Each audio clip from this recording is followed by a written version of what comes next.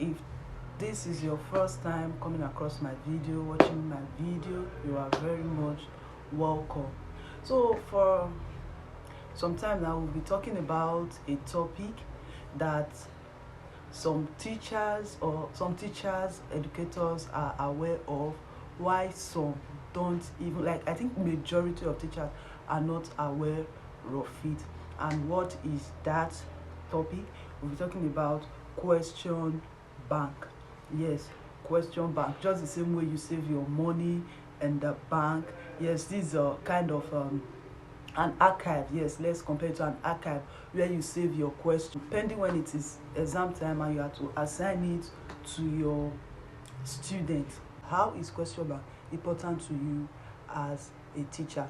Question bank enable you to set consistent questions. It helps you to be consistent in the pattern at which you set your questions. The question bank help you to focus on the objective. While teaching, there are objectives you want to meet. As okay, I'm teaching this content to the student. At the end of this my teaching, this and this is what I want to achieve. When you make use of question bank in a certain question, it helps you to ask questions based on the objective. It helps you to check if what you taught in class or what you intended achieving at the end of a particular class or at the end of a particular lesson, if you were able to achieve it. Question bank will make that information easy to get. Then question bank saves time. It saves time. Like, the questions are already there, you've studied them already, so it's time to give your students question. You just go there and pick the questions and administer to your student. Then it helps to track student progress. If this question can actually get the right information from the student, you know their strengths and weaknesses, and you are able to develop on it. So question bank is actually very important to the teacher. So if you know you don't have a question bank yet, you might be thinking of how to get one, because you actually need to get one if you are a teacher. So how do you go about developing a question bank? First, you need to study your curriculum. Check the syllabus, check the topics that are in it, then check the objectives.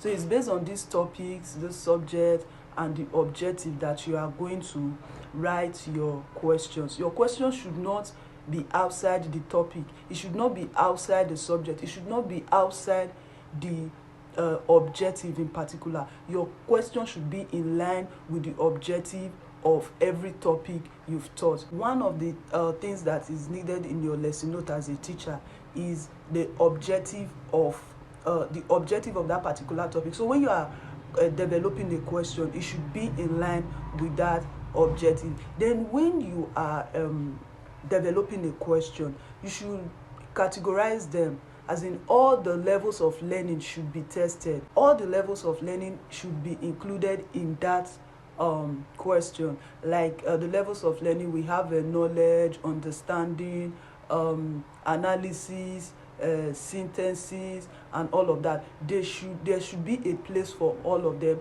in your question. Another thing you need to take note of is the format of your questions. You should not use just one format. We have different format of test question. We have the multiple choice question, we have the essay choice question, we have the blank space question. As in, just use all of them, include all of them while constructing your test. Then make sure you have a marking guide. Yes, make sure you have a marking guide or a rubric. Why do you need rubrics? In case a teacher, someone else wants to even help assist in marking, to be easier for them to assist, and it brings about consistency. Having a marking guide brings about consistency in marking. Another thing you should consider is storing these questions in a digital format. Yes, don't just have them in hard copy. Store them in digital format, like in Excel, spreadsheet, and all of that for easy access. Then you also need to revise the questions regularly. Not that you just write the question and you continue using them. You need to revise the question regularly. For example, a question you wrote, maybe you wrote a question in social studies in 2021 state, and the answer to that question is that Buhari is the president of Nigeria. In this 2025, that question is no longer, or that answer is no longer correct, because we have a new president. So you need to revise the question as time goes on. You don't just need to write the questions and just leave it. Yes, some of us, okay, we have a lot of questions in our question bank, but have you actually checked, do you actually check if these questions are valid and reliable? A valid question is a question, or a valid test is a test that covers what it is supposed to cover. Then a reliable test is a test or a question that can provide consistent score. So those your question, do they cover what they are actually meant to cover?